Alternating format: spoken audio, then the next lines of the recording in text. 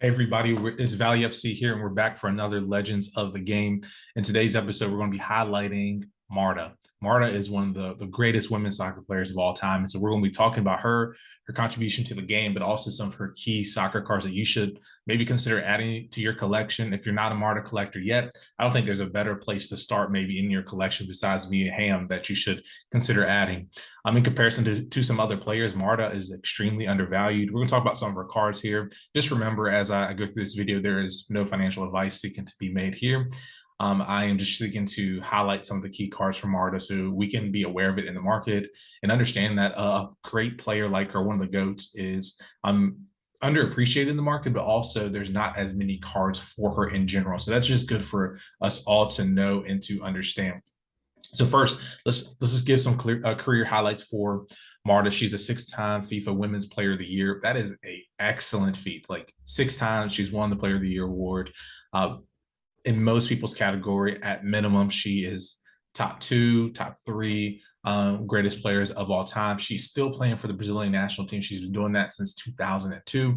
She's the leading goal scorer among both genders for Brazil with 115 goals. That is phenomenal as well. She's a 2-time WPS champion, and she's a 6-time Swedish League champion as well. Her impact on the game has impacted generations of players and their style of play, the way that she holds the ball, able to create. She is a staple when it comes to women's soccer, and I don't think there is many players who have had such an impact as her. That's why she is one of the greatest players to play the game in the women's game. And it's one of those moments right now that even though she's on the tail end of her career, we're not seeing prime Marta. We are still experiencing one of the legends to play the game. And so we're happy to have her healthy back soon and contributing to the team. Hopefully see her play well in that Brazilian squad this summer. It could be her last World Cup. And so first, I just want to talk about her 2009 SI kids card for Marta. This is in the Sports Illustrated for Kids set. As you consider collecting this set, just know that the pop count is not too high, but there are many of these cards out there, many of these unperforated yet collections of the sheets of these cards that have not been torn apart. And so just know that, but there are some of these coming to market that you can pick up and buy.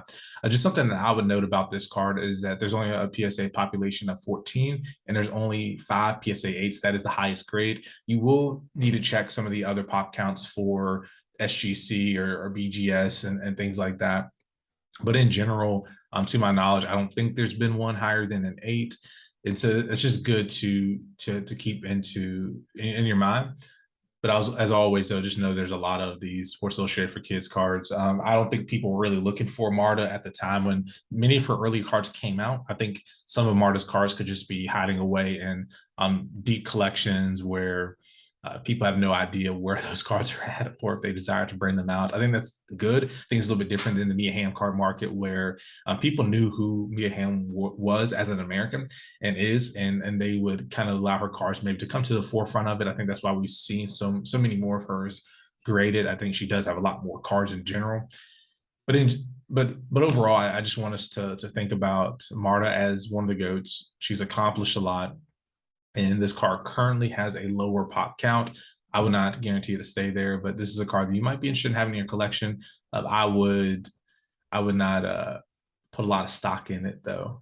Just like I wouldn't put a lot of stock in Mia Hamm's rookie card unless you get a PSA 10, and we've even seen 10s go down in value in light of the current market trends. And so just be aware of that. Let's move on to some of the other Marta cards. The 2010 Upper Deck MLS WPS Stars Marta number 195. This is probably the most graded card in general. There's 107 of these graded.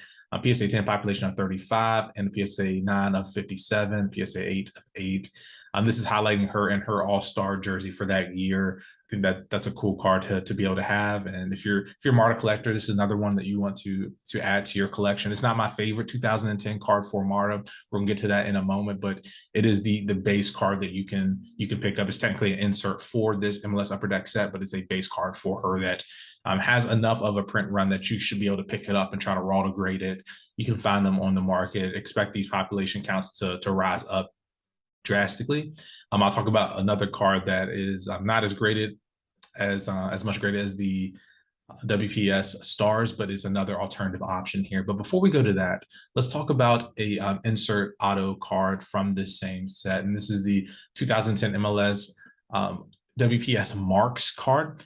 There are only 100 of these. And this is a very interesting card to me when it comes to the Marta market. I think this is one of the cards that's going to be the litmus test of where the market's at for Marta. And I think we should just keep that in the back of our minds, that as we are engaging with the Marta market, we just need to remember that as Marta is growing in popularity, which she should, right? If the market's healthy, I think someone who's a GOAT like her should grow in popularity. If she's a six-time player of the year, it makes sense for her to grow in popularity. That this card should be litmus test. But it's nice to know that there's only 100 of these.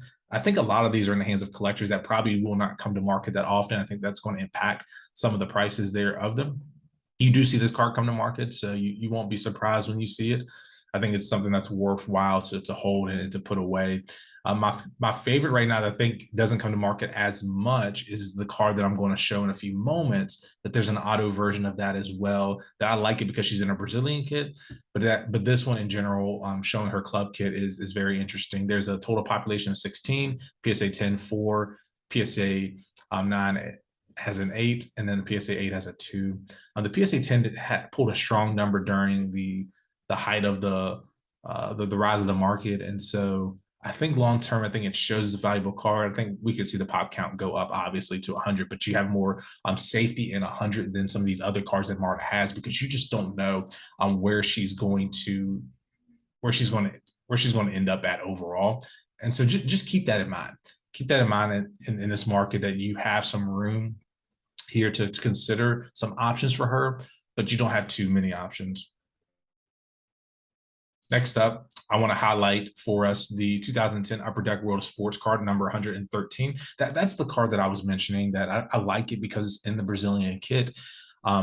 It's showing the logo. I think that's fun. I think this Upper Deck World of Sports is a fun set that highlights a bunch of different athletes in their sports. And there's even an auto for this set for Marta. That is really intriguing. It doesn't come up as much in the market, and one recently just went for a fairly low rate. And I will keep my eyes out for it. I think that has the possibility to be a staple card for her long term. People don't remember her sometimes as much for, I mean, they do remember her for her performance for Brazil, but she didn't win a lot of the major trophies that you would expect her to win with somebody of her stature with Brazil. But I still think it's a key card. If Brazil played really well this summer and they won the World Cup, I could see that being a very solid card if she could bring the trophy home to her country there. Next up is the 2011 Upper Deck SP Game Used Edition. I like this. I think this is a more mid to higher tier set at this time. And so if we remember that means that the base is probably a little bit of a shorter print run. I'm not saying it's rare, but the combination of condition rarity plus this card in general might give you some opportunity maybe to pick up a solid card here that has a more stockier material, and that will be interesting kind of long run if there's not as many of them. I don't know the exact print run on them, but the research that I've been seeing is that is probably not the same as the 2010 Upper Deck World of Sports or the MLS WPS Stars card. And so I think that's good and that's intriguing, because I think it's great action shots in this set. And there's a few other women's players that you can pick up that might be fun long-term for you. Next up is the 2011 Upper Deck Marta Marks card there, and you see there's another auto there for Marta, which is always fun. And I would consider this as an option as you're looking at maybe picking up an early Marta auto. And if the first one is kind of out of your range, this one will be potentially in your range. But they are doing fairly close in value in general. I saw one go off recently on one of the markets, and I was actually surprised about how high the 2011 card was in comparison to where the 2010 card has went at times. I don't know if the market's favoring the type of action shot that it is. I personally would favor 2010 over 2011 because it is the first card for her with an auto on it versus 2011, which is a second year. And so keep that in mind, but it's always a good pick up early Marta. Next up, we have the 2011 MLS Upper Deck number 190 for Marta. She's holding up that great trophy that is highlighting her performance leading this team to championship. And so just remembering that She has won on many levels. She's won in the States. She's won in Sweden. She's performed on the international stage. But this card is highlighting that. I would not look at it as a rare card. I think it's a card for collectors to add to their collection. That's why I think it's worth noting. Next up, though, is the 2011 Panini Women's World Cup Marta, number 272. I like the Panini World Cup set. I think it's a key set for us long term as we think about the hobby. And I think the 2010 is going to be probably Marta's best card long term. Talking about the autos in particular. But when it comes to the sticker market, this 2011 is a great play for us. And particularly if you get the review version versus the standard version. There's a lot of thoughts on this. We've been having great conversations about this in our Discord group about which one will be rare or long term. But in general, right now I'm picking up the review cards if I can, and I'm adding those to my collection there. Next up, we have the 2015 Marta card from the World Cup. And again, I think if you're a Marta collector, you want to add these World Cup cards to your collection. That's highlighting one of the greatest players to ever play the game. The pop counts are still fairly low on all of these cards, and so I'm not going to go into too much detail. But I just want you to be aware of them. Let's go to the next grouping of cards. Next up is the 2019 Panini World Cup Marta. Again, the same stats that I'm giving you earlier. It's not as highly graded, but there are many more on the market. 2011 cards, stickers are more rare than the 2015, 2019, but the 2019 is when we get into a lot larger print runs.